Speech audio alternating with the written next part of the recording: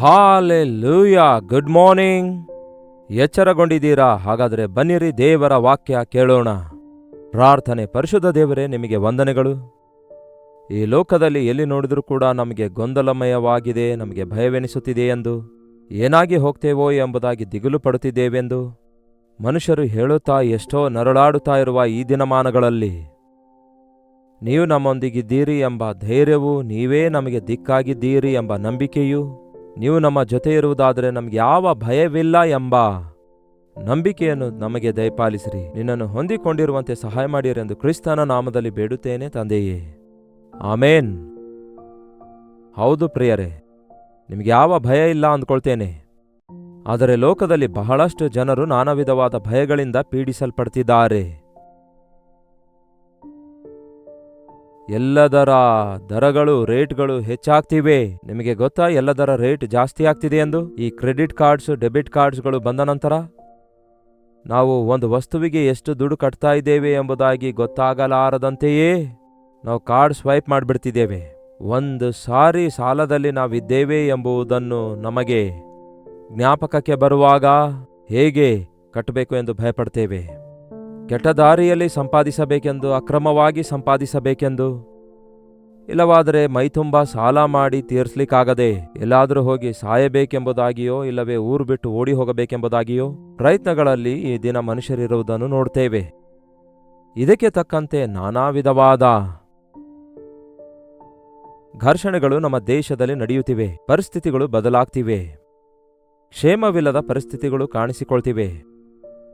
ಚಂದ್ರಗ್ರಹದಲ್ಲಿ ನಾವು ಕಾಲಿಟ್ಟಿದ್ದೇವೆ ಎಂಬ ಸಂತೋಷ ಒಂದು ಕಡೆ ಇದ್ರೆ, ಭೂಲೋಕದಲ್ಲಿರುವವರಿಗೆ ಸುರಕ್ಷತೆ ಇಲ್ಲದ ಪರಿಸ್ಥಿತಿ ಇಲ್ಲಿ ಕಾಣಿಸ್ತಿದೆ.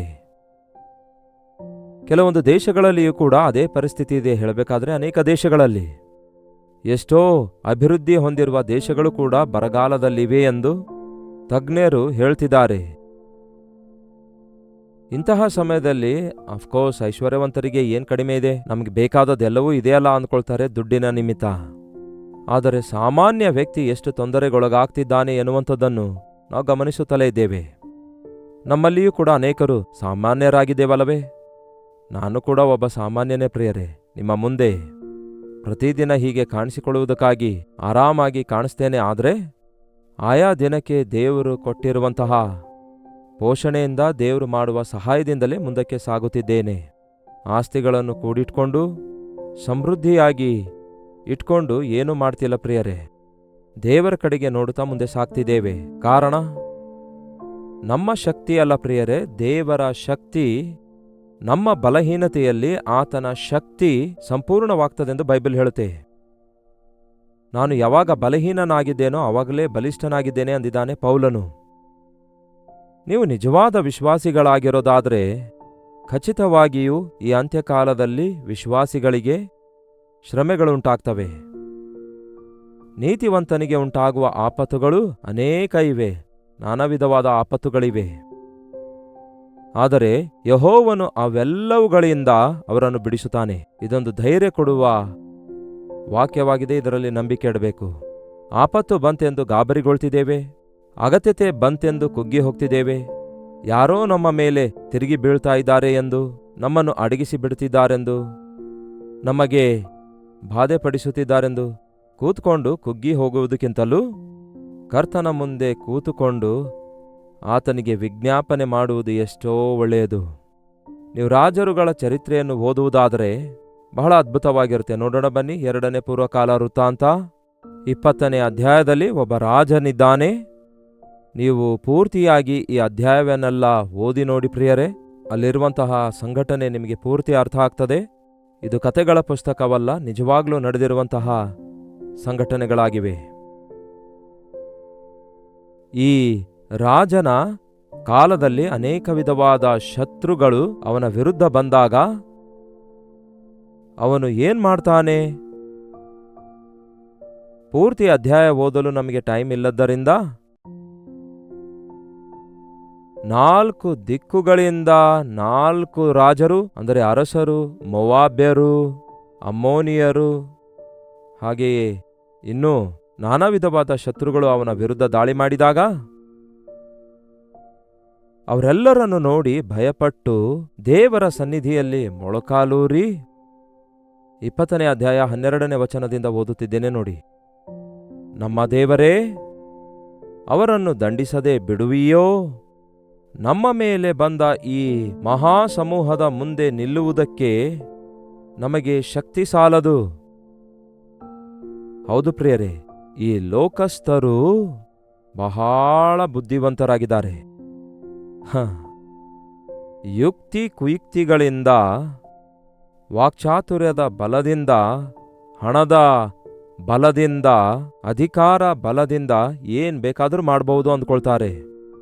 ನೀತಿಗೋಸ್ಕರ ನಿಲ್ಲುವಂಥವರನ್ನು, ತಗ್ಗಿಸಿಕೊಳ್ಳುವಂಥವರನ್ನು, ಮನಸಾಕ್ಷಿ ಕಾಪಾಡಿಕೊಳ್ಳಲು ಬಾಯಿ ತೆರೆಯದೇ ಇರುವವರನ್ನು ಕೈಲಾಗದವರೆಂದು ಎಣಿಸುತ್ತಾ ಇನ್ನೂ ಹೆಚ್ಚಾಗಿ ಹಿಂಸಿಸಲು ಪ್ರಯತ್ನಿಸುತ್ತಾರೆ. ನಾವು ಎಷ್ಟೇ ತಗ್ಗಿ ಬಗ್ಗಿ ಇದ್ರೂ ಕೂಡ ನಾವು ಬಲಹೀನರಾಗಿಲ್ಲ ಎಂಬ ಸಂಗತಿ, ಬಲವಾದ ದೇವರು ನಮ್ಮ ಸಂಗಡ ಇದ್ದಾರೆ ಎಂಬ ಸಂಗತಿ ನೆನಪಿನಲ್ಲಿಟ್ಕೊಳ್ಬೇಕು.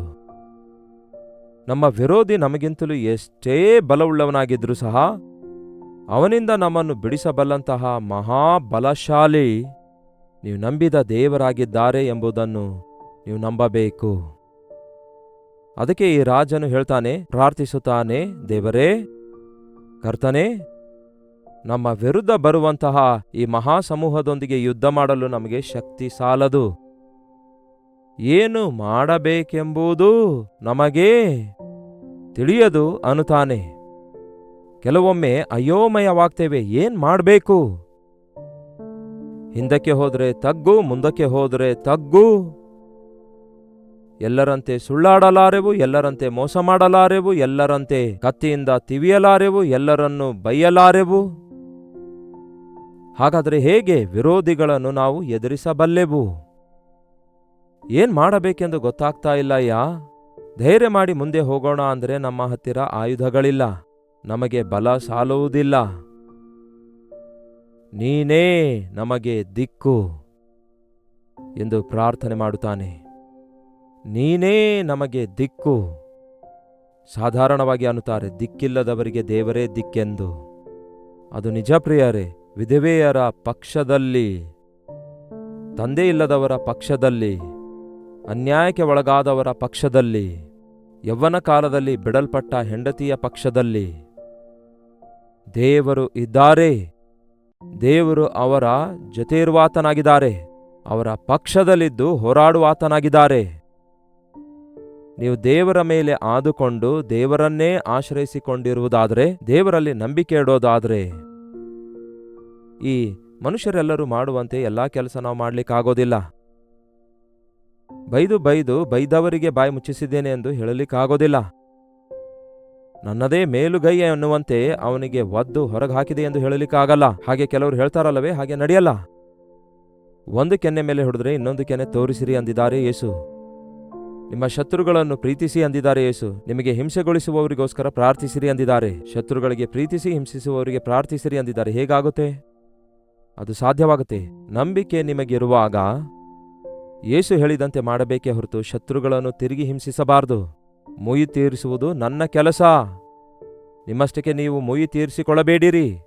ನಿಮ್ಮ ಶತ್ರು ಹಸಿದು ಬಂದ್ರೆ ಊಟ ಬಡಿಸಿರಿ, ಕುಡಿಯಲು ನೀರು ಕೊಡಿರಿ, ಅವರ ಸಂಗತಿ ನಾನು ನೋಡ್ಕೊಳ್ತೇನೆ ಅಂದಿದ್ದಾರೆ ದೇವರು. ಹೌದು ಪ್ರಿಯರೇ, ದೇವರೇ ನಿಮಗೆ ದಿಕ್ಕಾಗಿರುವಾಗ ನೀವು ಯಾವ ದಿಕ್ಕಿಗೆ ಹೋದರೂ ಕೂಡ ನಿಮಗೆ ಜಯ ಸಿಗುತ್ತೆ. ಯಾವುದೇ ಹೋರಾಟ ಬಂದರೂ ಕೂಡ ನಿಮ್ಮ ಪಕ್ಷದಲ್ಲಿ ದೇವರು ಇರುತ್ತಾರೆ. ಆದುದರಿಂದ ನೀವೇ ಜಯ ಹೊಂದುತ್ತೀರಿ. ಇಲ್ಲವೇ ಕೆಟ್ಟತನದಿಂದ ಕೆಟ್ಟತನವನ್ನು ನಾವು ನಾಶ ಮಾಡಲಿಕ್ಕಾಗಲ್ಲ ಪ್ರಿಯರೇ. ಕೇಡಿನಿಂದ ಶೋಧಿಸಲ್ಪಡಬಾರದು, ಕೇಡಿಗೆ ಪ್ರತಿಕೇಡು ಮಾಡಬಾರದು. ಕೇಡನ್ನು ಮೇಲಿನಿಂದ ಜಯಿಸಬೇಕು ಅಂದಿದ್ದಾರೆ ಯೇಸು. ದ್ವೇಷವನ್ನು ಪ್ರೀತಿಯಿಂದ ಜಯಿಸಬೇಕು. ದೇವರು ನಮ್ಮ ಪಕ್ಷದಲ್ಲಿರುವಾಗ ನಾವು ಮೌನವೇ ಮಾತಾಡುವ ಹಾಗೆ ಮಾಡ್ತಾರೆ. ಬಾಯಿ ಮುಚ್ಕೊಂಡಿರೋದನ್ನು ನಾವು ಕಲ್ತರೆ ಸಾಕು.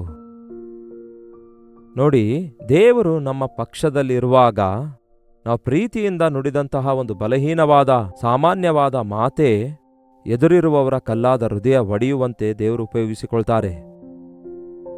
ಹಾಗಾಗಿ ಆಯಾ ಸಮಯ ಸಂದರ್ಭಗಳಲ್ಲಿ ಒಂದು ಕಡೆ ರೋಗಗಳು, ಒಂದು ಕಡೆ ಕೊರತೆಗಳು, ಇನ್ನೊಂದು ಕಡೆ ಆರ್ಥಿಕ ಸಮಸ್ಯೆಗಳು, ಮನೆಯವರ ಸಮಸ್ಯೆಗಳು, ಹೀಗೆ ಬಹಳಷ್ಟು ಜನ ನಮ್ಮ ದೇಶದಲ್ಲಿ ಗಂಡನಿಂದ ಹಿಂಸೆಗೊಳಗಾಗುವ ಹೆಂಡತಿಯರಿದ್ದಾರೆ, ಹೆಂಡತಿಯಿಂದ ಹಿಂಸೆಗೊಳಗಾಗುವ ಗಂಡಂದಿರಿದ್ದಾರೆ. ತಂದೆ ತಾಯಿಗಳನ್ನು ಲಕ್ಷಿಸಲಾರದ ಮಕ್ಕಳಿದ್ದಾರೆ, ಮಕ್ಕಳನ್ನು ಲಕ್ಷಿಸಲಾರದಂತಹ ವೃದ್ಧರಾದ ತಂದೆ ತಾಯಿಗಳಿದ್ದಾರೆ. ಆಯಾ ಸಮಯಗಳಲ್ಲಿ ಕೆಲವರು ಹೇಳ್ತಾರಲ್ಲವೇ, ನಮ್ಗೆ ಯಾರಿದ್ದಾರೆ, ವೃದ್ಧಾಶ್ರಮಕ್ಕೆ ಹೋಗಿ ಅವರ ಬಳಿಗೆ ಹೋಗಿ ಅವರೊಂದಿಗೆ ಮಾತಾಡಿಸಿ ಮಾಡಬೇಕಾದ ಸಹಾಯ ಮಾಡಿ, ಅವರೊಂದಿಗೆ ಮಾತಾಡ್ತಿರುವಾಗ ಮುಖ್ಯವಾಗಿ ಏನೋ ವಸ್ತುಗಳನ್ನು ಕೊಡುವುದಕ್ಕಿಂತ ಪ್ರೀತಿಯಿಂದ ಮಾತಾಡುವುದೇ, ಅವರ ಬಾಧೆ ಕೇಳುವುದೇ ಅವರಿಗೆ ಆಸೆ ಇದೆ ಎಂಬುದನ್ನು ಗಮನಿಸಿದ್ದೇವೆ.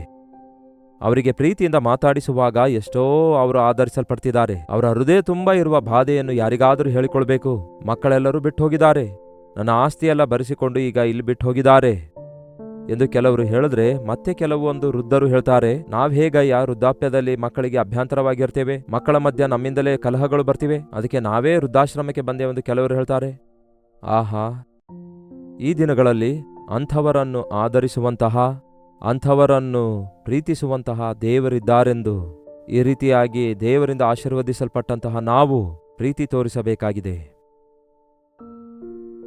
ಎಷ್ಟೋ ಜನ ಈ ದಿನ ಭಯಭೀತಿಯಲ್ಲಿದ್ದಾರೆ, ಯಾವ ದಿಕ್ಕು ತೋಚುತ್ತಾ ಇಲ್ಲ ಎಂಬ ಆಲೋಚನೆಯಲ್ಲಿದ್ದಾರೆ.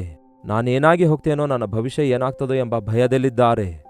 ದಿಕ್ಕಿಲ್ಲದವರಿಗೆ ದೇವರೇ ದಿಕ್ಕಾಗಿದ್ದಾರೆ. ಅದಕ್ಕೆ ಈ ಪ್ರಾರ್ಥನೆ ಮಾಡಿ, ಕರ್ತನೇ, ನನಗಿಷ್ಟೊಂದು ಸಮಸ್ಯೆಗಳಿವೆ, ಇವೆಲ್ಲವುಗಳನ್ನು ನಾನು ಸಾಲ್ವ್ ಮಾಡಿಕೊಳ್ಳಲಿಕ್ಕಾಗೋದಿಲ್ಲ, ಅವುಗಳನ್ನು ಸರಿಪಡಿಸಿಕೊಳ್ಳುವ ಶಕ್ತಿ ನನಗೆ ಸಾಲೋದಿಲ್ಲ, ಏನ್ ಮಾಡಬೇಕೆಂದು ನನಗೆ ದಾರಿ ತೋಚುತ್ತಾ ಇಲ್ಲ, ಈ ಪರಿಸ್ಥಿತಿಯಲ್ಲಿ ನಾನು ಏನ್ ಮಾಡಬೇಕೆಂದು ಅರ್ಥವಾಗ್ತಾ ಇಲ್ಲ, ನೀವೇ ನಮಗೆ ದಿಕ್ಕು ಎಂದು ನೀವು ಪ್ರಾರ್ಥಿಸುವುದಾದರೆ ಅದ್ಭುತವಾಗಿ ದೇವರ ಉತ್ತರವನ್ನು ಹೊಂದಿಕೊಳ್ಳುತ್ತೀರಿ. ಭಯಪಡಬೇಡಿರಿ, ಕಳವಳಗೊಳ್ಳಬೇಡಿರಿ. ನಾಳೆ ಬೆಳಗ್ಗೆ ಅವರ ವಿರೋಧವಾಗಿ ಹೊರಡಿರಿ, ಇಗೋ ಯೆಹೋವನು ನಿಮ್ಮ ಸಂಗಡ ಇರುವನು. ಅಷ್ಟೇ. ನೀವು ಸ್ವಲ್ಪವೂ ಭಯಪಡಬೇಡಿರಿ, ದಿಗುಲು ಪಡಬೇಡಿರಿ, ಕಳವಳಗೊಳ್ಳಬೇಡಿರಿ. ನಂಬಿಕೆಯಿಂದ ನಿಮ್ಮ ಹೋರಾಟಗಳನ್ನು ಎದುರಿಸಿರಿ. ನಿಮ್ಮೊಂದಿಗೆ ಕರ್ತನು ಇದ್ದಾನೆ ಎಂದು ನಂಬಿರಿ. ಯೆಹೋವ ಈರೇ, ಯೆಹೋವನೇ ಎಲ್ಲವನ್ನು ನೋಡಿಕೊಳ್ಳುವನು. ಯೆಹೋವ ನಿಸ್ಸಿ, ಆತನೇ ನಮ್ಮ ಜಯಧ್ವಜವಾಗಿದ್ದಾನೆ. ಅಂತಹ ಕರ್ತನ ಸಹಾಯವು ನಮ್ಮ ಜೊತೆ ಇರುವಾಗ ನೀವು ಮನನೊಂದಿಕೊಳ್ಳದೆ, ನಿಮ್ಮ ಮನಸ್ಸಾಕ್ಷಿಯನ್ನು ಹಾಳು ಮಾಡಿಕೊಳ್ಳದೆ, ಇಲ್ಲವೇ ನೀವು ದೋಷಿಯಾಗಲಾರದೆ, ನೀವು ಅವರ ಹಾಗೆ ಮಾರ್ಪಡಲಾರದೆಯೇ ನೀವು ಅವರನ್ನು ಜಯಿಸುವವರಾಗಿರುತ್ತೀರಿ. ಅವರಿಗೆ ದೊಡ್ಡ ಆಶೀರ್ವಾದಕರವಾಗಿ ಮಾರ್ಪಡುತ್ತೀರಿ. ಒಬ್ಬನ ಪ್ರವರ್ತನೆ ದೇವರ ದೃಷ್ಟಿಯಲ್ಲಿ ಸರಿಯಾಗಿರುವಾಗ ಅವನ ಶತ್ರುಗಳು ಕೂಡ ಅವನಿಗೆ ಮಿತ್ರರಾಗುತ್ತಾರೆ ಎಂದು ದೇವರ ವಾಕ್ಯ ಹೇಳ್ತದೆ. ಇಸಾಕನಿಗೆ ಆಸ್ತಿ ಹೆಚ್ಚಾದಾಗ ಸುತ್ತಲೂ ಶತ್ರುಗಳು ಹೆಚ್ಚಾಗ್ತಾರೆ. ಈ ಬಾವಿ ನಮ್ಮದು ಅನ್ನುವಾಗ ಬಿಟ್ಬಿಡ್ತಾನೆ, ದೇವರು ಅವನಿಗೆ ಹೆಚ್ಚು ಕೊಡ್ತಾರೆ. ಆಯ್ತು ಸರಿ, ಇವರೊಂದಿಗೆ ಘರ್ಷಣೆಗೊಳ್ಳಬಾರದು ಅಂದ್ಕೊಂಡು ಬೇರೆ ಕಡೆ ಹೋಗ್ತಿರುವಾಗ ಯೆಹೋವನು ಇಸಾಕನ ಸಂಗಡ ಇದ್ದಾರೆಂದು ಅವನ ವಿರೋಧಿಗಳು ತಿಳ್ಕೊಳ್ತಾರೆ, ಶತ್ರುಗಳು ತಿಳಿದುಕೊಳ್ತಾರೆ. ದೇವರು ನಿಮ್ಮೊಂದಿಗಿದ್ದಾರಯ್ಯ, ನಮಗರ್ಥವಾಯಿತು, ನಿಮ್ಮೊಂದಿಗೆ ಹೋರಾಡಲಾರೆವು, ನಿಮ್ಮೊಂದಿಗೆ ವೈರತ್ವ ಬೇಡ ಎಂದು ಅವರೊಂದಿಗೆ ಸೇರಿ ಔತಣ ಮಾಡಿ ಸಮಾಧಾನಗೊಳ್ಳುತ್ತಾನೆ. ಹೌದು ಪ್ರಿಯರೇ, ದೇವರು ತನ್ನ ಕಾರ್ಯ ಮಾಡುವವರೆಗೂ ನಮಗೆ ತಾಳ್ಮೆ ಇರೋದಿಲ್ಲ, ಕಾದಿರೋದಿಲ್ಲ. ನಾವು ತಕ್ಷಣವೇ ಸೇಡು ತೀರಿಸಿಕೊಳ್ಬೇಕು, ತಕ್ಷಣವೇ ಒಂಥರ ಏಟಿಗೆ ತಿರುಗೇಟು ಕೊಟ್ಟು ಆ ರೀತಿ ಸಂತುಷ್ಟರಾಗಿ ಇರಬೇಕೆಂದು ಬಯಸ್ತೇವೆ. ಹಾಗೆ ಆಗಲ್ಲ. ಆಗ ನಿಮ್ಮ ಮನಸಾಕ್ಷಿ ಕಲ್ಮಶವಾಗುತ್ತೆ. ದಿಕ್ಕಿಲ್ಲದವರಿಗೆ ದೇವರೇ ದಿಕ್ಕಾಗಿದ್ದಾರೆ, ಬಲವಿಲ್ಲದವರಿಗೆ ದೇವರೇ ಬಲವಾಗಿದ್ದಾರೆ, ಶಕ್ತಿ ಇಲ್ಲದವರಿಗೆ ಶಕ್ತಿ ಕೊಡುವ ದೇವರಾಗಿದ್ದಾರೆ, ಜ್ಞಾನ ಇಲ್ಲದವರಿಗೆ ಜ್ಞಾನ ಕೊಡುವವರಾಗಿದ್ದಾರೆ. ನಿಮ್ಗೇನೇ ಕಡಿಮೆ ಇದ್ರೂ ಯೇಸುವಿಗೆ ಕೇಳ್ರಿ. ನಿಮಗೆ ಜ್ಞಾನ ಕಡಿಮೆ ಇದ್ರೆ ನನಗೆ ಬೇಡಿಕೊಳ್ಳಿರಿ ಅಂದಿದ್ದಾರೆ. ನಿಮಗೆ ಸಹಾಯ ಬೇಕಾದರೆ ಕರ್ತನಿಗೆ ಬೇಡಿಕೊಳ್ಳಿರಿ ಅಂದಿದ್ದಾರೆ. ಯೇಸುವೇ ನನಗೆ ದಿಕ್ಕಾಗಿದ್ದಾರೆ, ನನಗೆ ದುರ್ಗವಾಗಿದ್ದಾರೆ, ನನ್ನ ಕೋಟೆ, ನನಗೆ ಗುರಾಣಿಯಾಗಿದ್ದಾರೆ, ನನಗೆ ಸಮಸ್ತವೂ ಆಗಿದ್ದಾರೆ ಎಂದು ದಾವೀದನು ಹೇಳಿದ ಮಾತು ನೆನೆಸಿಕೊಳ್ಳೋಣ. ಎಷ್ಟೋ ಶ್ರಮೆಗಳು, ಹೋರಾಟಗಳನ್ನು ಎದುರಿಸುತ್ತಿದ್ದಾಗಿಯೂ, ಎಷ್ಟೋ ಸಾರಿ ದಾವೀದನನ್ನು ಕೊಲ್ಲಬೇಕೆಂದು ಎಷ್ಟೋ ಜನ ಪ್ರಯತ್ನ ಮಾಡಿದಾಗಿಯೂ, ಅವನಿಗೆ ಗತಿಹೀನನನ್ನಾಗಿ ಮಾಡಿ ಹಾಸ್ಯಗೊಳಿಸಬೇಕೆಂದು, ಅವಮಾನಪಡಿಸಬೇಕೆಂದು ಎಲ್ಲಾ ರೀತಿಯಲ್ಲಿ ಹೊರಗಿನವರು, ಸ್ವಂತವರು ಅವನಿಗೆ ವೇದನೆಗೊಳಿಸಿದರೂ ಕೂಡ ಕರ್ತನಿಗೆ ಆಶ್ರಯಿಸಿರುವುದರಿಂದ ದಾವೀದನು ಸುರಕ್ಷಿತನಾಗಿದ್ದನು. ಅದಕ್ಕೆ ಎಷ್ಟೇ ಶ್ರಮೆ ಬಂದರೂ ಕುಗ್ಗಿ ಹೋಗಬೇಡಿ. ನಿಮ್ಮ ಬಾಧೆ, ನಿಮ್ಮ ಶ್ರಮೆ, ನಿಮ್ಮ ದಿಗುಲು ಕರ್ತನ ಸನ್ನಿಧಿಯಲ್ಲಿಟ್ಟು, ದೇವರೇ ನನಗೆ ಸಹಾಯ ಮಾಡಿರಿ, ನನಗೆ ಬಲವಿಲ್ಲ, ನನಗೆ ಏನು ತೋಚುತ್ತಾ ಇಲ್ಲ, ನನಗೆ ಯಾರೂ ಇಲ್ಲ, ನೀವೇ ನನಗೆ ದಿಕ್ಕು ಎಂದು ಮನಪೂರ್ವಕವಾಗಿ ಕರ್ತನಿಗೆ ಬೇಡಿಕೊಳ್ಳಿರಿ. ಅದ್ಭುತವಾಗಿ ಕರ್ತನು ಕೊಡುವ ಉತ್ತರಗಳನ್ನು ನೀವು ನೋಡುವವರಾಗಿರ್ತೀರಿ. ಪ್ರಾರ್ಥನೆ. ಪರಿಶುದ್ಧ ದೇವರೇ, ಪ್ರೀತಿಯುಳ್ಳ ತಂದೆಯೇ, ಅನೇಕ ಸಾರಿ ಮಾನವ ಪ್ರಯತ್ನಗಳನ್ನು ಮಾಡುತ್ತಾ, ಪ್ರಯಾಸ ಪಡುತ್ತಾ, ಲೌಕಿಕ ರೀತಿಯಲ್ಲಿ ನಮ್ಮ ಕೋಪ ತೀರಿಸಿಕೊಳ್ಳುವುದಕ್ಕಾಗಿ, ಅವಶ್ಯಕತೆ ತೀರಿಸಿಕೊಳ್ಳುವುದಕ್ಕಾಗಿ ನಮ್ಮ ವಿರೋಧಿಗಳನ್ನು ಅಡಗಿಸಿ ಬಿಡಬೇಕೆಂದು ಹೋರಾಡಿ ಕೊನೆಗೆ ದೋಷಿಗಳಾಗಿ ಸೋತವರಾಗಿಯೇ ಉಳಿದುಕೊಳ್ತಿದ್ದೇವೆ. ದೇವರೇ, ನೀವೇ ನಮಗೆ ರಾಜನಾಗಿರುವಾಗ, ರಾಜಾದಿರಾಜನಾಗಿರುವಾಗ, ನೀವೇ ನಮ್ಮ ಪಕ್ಷದಲ್ಲಿದ್ದು ಹೋರಾಡುವವರಾಗಿದ್ದೀರೆಂದು ವಾಗ್ದಾನ ಮಾಡಿರುವಾಗ, ಯುದ್ಧವು ಯೆಹೋವನದೇ, ನೀವು ಸುಮ್ಮನೆ ಇದ್ದು ಆತನ ರಕ್ಷಣಾ ಕಾರ್ಯ ನೋಡಿರಿ ಎಂಬ ಮಾತು ಅನುದಿನವೂ ನಾವು ಎದುರಿಸುತ್ತಿರುವ ಪ್ರತಿಯೊಂದು ಹೋರಾಟದಲ್ಲಿ ನಿಮ್ಮ ಕಡೆಗೆ ದೃಷ್ಟಿಸಲು, ನೀವು ಕೊಡುವ ಜಯವನ್ನು ಹೊಂದಿಕೊಳ್ಳಲು, ನಿಮ್ಮ ಶಕ್ತಿಯನ್ನು, ನಿಮ್ಮ ಬಲವನ್ನು, ನಿಮ್ಮ ಕೃಪೆಯನ್ನು ನಾವು ಹೊಂದಿ ಜಯಶಾಲಿಗಳಾಗಿ ಈ ಲೋಕದಲ್ಲಿ ನಮ್ಮ ಸುತ್ತಲೂ ಇರುವವರಿಗೆ, ನಮ್ಮ ವಿರೋಧಿಗಳಿಗೆ ಆಶೀರ್ವಾದಕರವಾಗಿ ಮಾರ್ಪಡಲು ನಮ್ಮೆಲ್ಲರಿಗೂ ಸಹಾಯ ಮಾಡಿರೆಂದು ಕ್ರಿಸ್ತನ ನಾಮದಲ್ಲಿ ಬೇಡುತ್ತೇನೆ ತಂದೆಯೇ, ಆಮೇನ್. ತಂದೆಯಾದ ದೇವರ ಪ್ರೀತಿಯೂ, ಮಗನಾಗಿರುವ ಕ್ರಿಸ್ತನ ಕೃಪೆಯೂ, ಆದರಣೆಕರ್ತನಾದ ಪವಿತ್ರಾತ್ಮನ ಸಹವಾಸವು ಕೂಡಿ ಬಂದಿರುವ ನಮ್ಮೆಲ್ಲರ ಸಂಗಡ ಇಂದಿಗೂ ಸದಾಕಾಲಕ್ಕೂ ನೆಲೆಯಾಗಿರಲಿ. ಆಮೇನ್. ದೇವರಿಗೆ ಸ್ತೋತ್ರ. ನಿಮ್ಮ ಪ್ರಾರ್ಥನಾ ಮನವಿ 8939731313 ನಂಬರ್ಗೆ ಹೊರದೇಶದಿಂದಲೂ ಸಹ ನೀವು ಒಂದು ವೇಳೆ ವೀಕ್ಷಿಸುವುದಾದರೆ ಇದೇ ನಂಬರ್ಗೆ ಒಂದು ಟೆಕ್ಸ್ಟ್ ಇಲ್ಲವೇ ವಾಯ್ಸ್ ಮೆಸೇಜ್ ಮೂಲಕ ವಾಟ್ಸಪ್ ಕಳಿಸಿಕೊಡಿರಿ. ನಿಮಗಾಗಿ ಪ್ರಾರ್ಥಿಸ್ತಿದ್ದೇವೆ. ತಪ್ಪದೆ ನಮ್ಮ ಪ್ರಾರ್ಥನೆಗೆ ದೇವರು ಉತ್ತರಿಸುತ್ತಾರೆ. ಕರ್ತನ ಚಿತ್ತವಿರುವುದಾದರೆ ಮತ್ತೆ ನಾಳೆ ಇದೇ ಅನುದಿನದ ಧ್ಯಾನ ಎಂಬ ಕಾರ್ಯಕ್ರಮದಲ್ಲಿ ಮತ್ತೆ ಭೇಟಿಯಾಗೋಣ. ಅಲ್ಲಿವರೆಗೂ ದೇವರ ಮಹಾಕೃಪೆ ನಿಮ್ಮೆಲ್ಲರೊಂದಿಗಿರಲಿ.